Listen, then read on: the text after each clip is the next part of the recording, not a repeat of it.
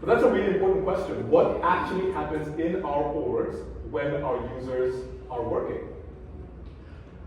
So I have for you here a lightning record page, an account lightning record page, the base of all of our Salesforce orgs, that is set up with your standard related and details list, and then set up with a specific action subtab to close out open cases.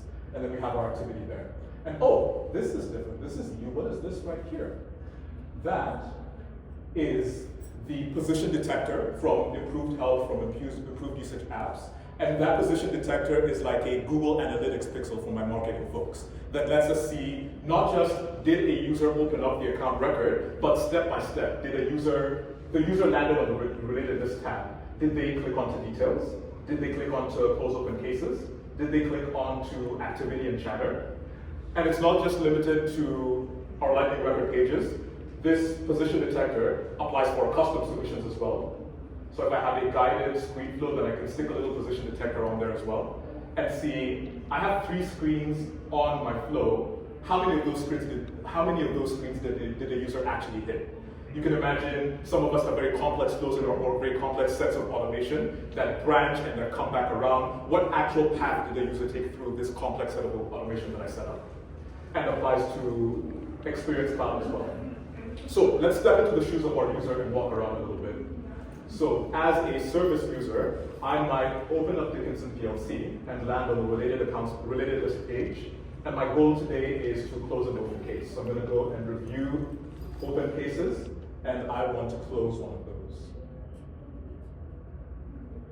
And I'm walking through my little screen flow and issuing a refund. Customer not happy.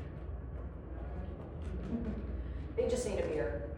Or sunny citrus. And oh, I gotta upload a case refund form in PDF, but I don't have that right now. So I'm just gonna close this and I'll come back to it later. How many of you have this situation where users need something that's not available in app? Yeah, that's a big use case. We've got some other additional stuff at the end too, tools for that.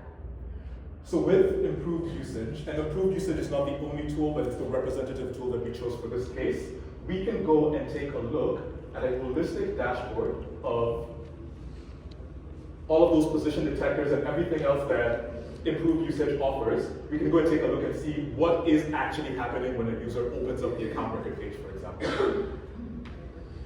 This dashboard was way overwhelming. So narrowing it down a little bit for my Net24 demo.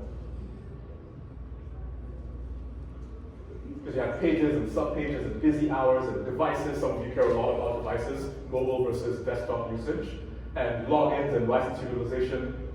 But narrowing down to this use case, I can say, oh, day by day, it looks like the activities tab and the details tab get a lot of love, and the related list not so much. And when users open up that resolve case flow, 80% of the time, 80 out of 180 times, they get to the first page.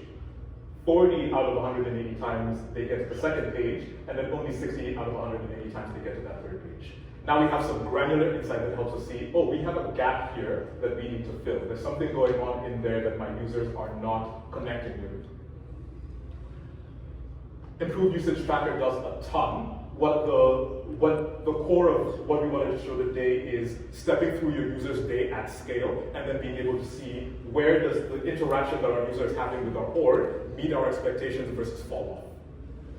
Yeah, because if you're supposed to be having cases resolved and they're not resolved, you know, what's happening? You've got unhappy customers that stay unhappy, and it can all be cured by making that file available to them so that they could finish closing their cases. So that's where the enablement piece comes in, is how do we then make that file available?